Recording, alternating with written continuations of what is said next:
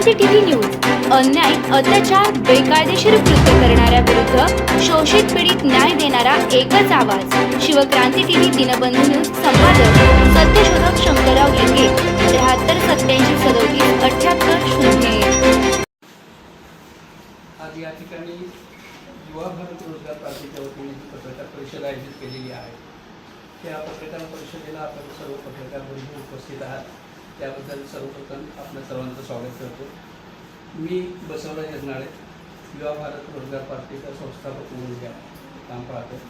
माझ्या उजव्याला बसल्या त्या श्रीमती राजश्री जालनापुरे, त्यांच्या शेजारी बसले सिद्धाराम बिराजदार, माझ्या डाव्याला बसले ॲडव्होकेट राजू चव्हाण, त्यांच्या शेजारी सुदेश धुमकनाळे म्हणून आहे, त्यानंतर रमेश जैन म्हणून आहेत, बाबा जाधवले आहेत, इथं बसलेले आहेत साहेब।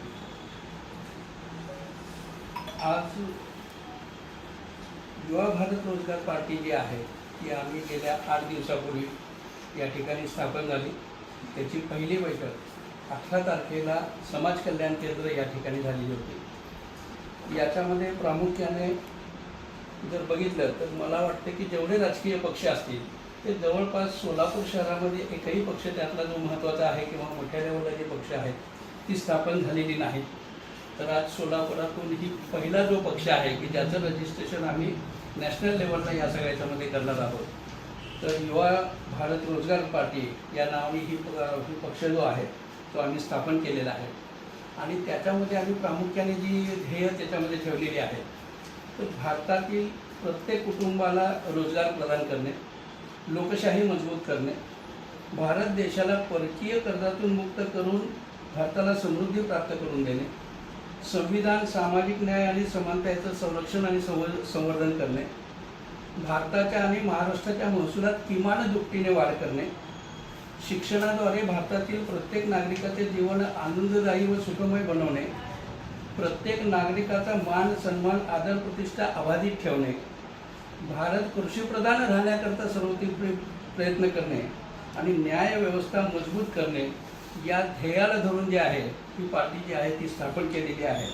आणि त्याच्यामध्ये प्रामुख्याने जो मुद्दा आत्ता या सगळ्याच्यामध्ये किंवा आम्ही ज्या लोकाभिमुख मागण्यांच्या संदर्भात जो लढा उभारणार आहोत त्यातला पहिला मुद्दा जो आहे तो महाराष्ट्रातील प्रत्येक कुटुंबातील एका व्यक्तीला सरकारी नोकरी देण्याचा आम्ही निर्धार त्याच्यामध्ये करतोय।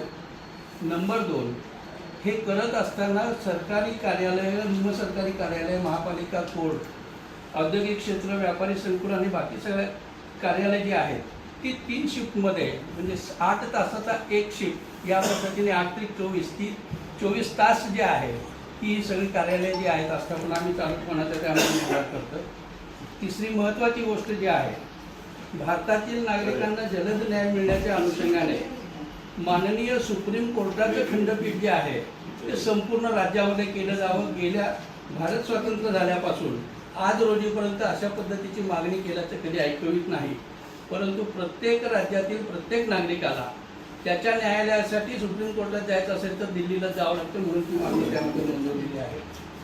चौथी गोष्ट, सर्व प्रकारच्या ज्या निवडणुका आहेत, मग लोकसभेची निवडणूक असेल, विधानसभेची असेल, महानगरपालिकेच्या निवडणुका असतील, यामध्ये निवडणुका लढवण्याकरता उमेदवारांनी अर्ज भरल्यानंतर पुन्हा तो अर्ज कायद्याने मागे घेण्याच्या संदर्भातली जी तरतूद केलेली आहे त्याच्यामध्ये मोठ्या प्रमाणात घोडेबाजार जो आहे त्या ठिकाणी उभा राहतो।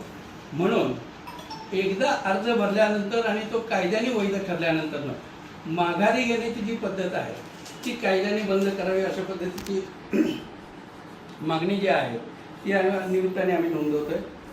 5वी महत्त्वाची जी मागणी आहे, देशात आणि महाराष्ट्रात यापुढील कालावधीमध्ये होणाऱ्या सर्व निवडणुका पारदर्शी होण्याकरता आणि लोकशाही मजबूत करण्याकरता इलेक्ट्रॉनिक पद्धतीने आणि बॅलेट पेपर पद्धतीने एकाच वेळी घेण्यात यावेत आणि ते मतदान केल्याची रिसीट त्याच्यामध्ये मिळावी।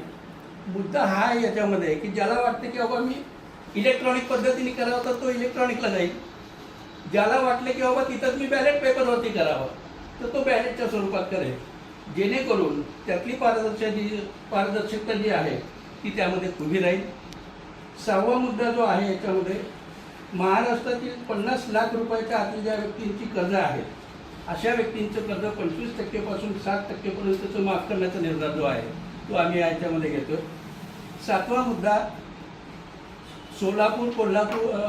सोलापूर, सातारा, सांगली किंवा कोल्हापूर या ठिकाणच्या लोकांना उच्च न्यायालयामध्ये जाण्यासाठी, म्हणजे खंडपीठ जे कोल्हापूरला तयार केलेलं आहे, सोलापुरातून जी लोक कामकाजासाठी जातात तर त्यांच्यासाठी योग्य वेळेवरती सुटणारी रेल्वे जी आहे ती उपलब्ध नाही. त्यामुळे नागरिकांना, वकिलांना, पक्षकारांना मोठ्या प्रमाणात त्रास होतो आहे. तर सकाळी किमान 5:30 ते 6च्या दरम्यान सुटणारी आणि कोल्हापूरला साधारणतः 10-10:15 वाजेपर्यंत पोहोचणारी ट्रेन जी आहे ती निर्माण करावी. आणि तिथून त्याच वेळेला कोर्ट संपल्यानंतर सोलापूरसाठी येणारी ट्रेन जी आहे ती साधारणतः 5:30 किंवा 6च्या दरम्यान सोडून सोलापूरला सगळं रात्री 11-11:15पर्यंत यावी अशी ट्रेन सुरू करावी अशी एक मागणी आहे. नंतरची मागणी आहे या सगळ्याच्यामध्ये की निवडणूक आयोगाने महाराष्ट्रामध्ये 288 विधानसभेच्या जागा ज्या निर्धारित केलेल्या आहेत, तर आमचं म्हणणं असं आहे की निवडणूक आयोगाकडे नोंदणीकृत केलेल्या सर्व राजकीय पक्ष आणि पार्टी यांनी स्वतंत्र 288 जागावरती आपले उमेदवार निवडणुकीसाठी उभं करणं हे अत्यंत गरजेचं आहे किंवा कायद्याने ते बंधन करावं अशी त्यातली मागणी आहे. मुद्दा त्यातला हा आहे की 4 किंवा 5 पक्ष एकत्रित येऊन आघाडी म्हणा, युती म्हणा या सगळ्याच्यामध्ये केली जाते आणि मग नंतर फाटाफुटी झाल्या तर पुन्हा असं सांगितलं जातं की नागरिकांचा कौल आम्हाला होता किंवा नागरिकांचं हे आहे. आमचं म्हणणं आहे की एकदा तुम्ही ती 288 लढवा, ज्या त्या पक्षाला असलेलं लोकांचं बहुमत मिळेल, ज्याला कमी मिळालेलं, ज्याला तिथंपर्यंत पोचण्याची जी संख्या असेल, नंतर तुम्ही एकमेकांमध्ये आघाडी करा किंवा युती करा आणि मग सरकार बनवा अशी त्याच्या पाठीमागची भूमिका आहे. 9 नंबरची जी मागणी आहे, महाराष्ट्रातील 55 वर्षाच्या पुढील प्रत्येक नागरिकाला पुढील आयुष्य सन्मानाने जगता यावं याकरता आम्ही दरमहा 4,500 रुपये ज्येष्ठ नागरिक सन्मान निधी जो आहे तो देण्यासाठी आम्ही त्यात प्रयत्न करणार आहोत. आणि 10वा आणखी एक महत्त्वाचा मुद्दा, सोलापुरातील सिद्धेश्वर एक्सप्रेसच्या जनरल डब्यावरती दीनदयाळू हे शब्द जे आहेत ते श्रीमंत आणि गरीब असा भेदभाव निर्माण करणारे आणि सर्वसामान्य माणसांच्या प्रतिष्ठेला धक्का पोहोचवणार आहे. तिथं त्या डब्यामध्ये प्रवास करणाऱ्या व्यक्तींनी तिकीट काढून त्या ह्याच्यामध्ये प्रवास करत असताना त्या ठिकाणी दीनदयाळू या नावाखाली जणू काही रेल्वे त्यांच्यावरती उपकार करताय किंवा दया करताय अशी भावना निर्माण होणं. आणि दुसरी एक बाब, गरीब रथ या नावाने एक ट्रेन जी आहे ती त्याच्यामध्ये सुरू आहे. तेही लोकांमध्ये जे आहे गरीब श्रीमंत हा भेद निर्माण करणारा आहे, म्हणून त्याही ट्रेनचं नाव जे आहे ते काढून टाकावं अशा पद्धतीच्या मागण्या ज्या आहेत त्या आम्ही या निमित्ताने नोंदवत असताना आणखी एक महत्त्वाचा मुद्दा जो आहे, आमच्या या ठिकाणी ज्या ताई आहेत त्यांनी माहिती अधिकाराखाली 16 जुलै 2025ला एक माहिती जी आहे विधानसभेच्या संदर्भाने काढली होती.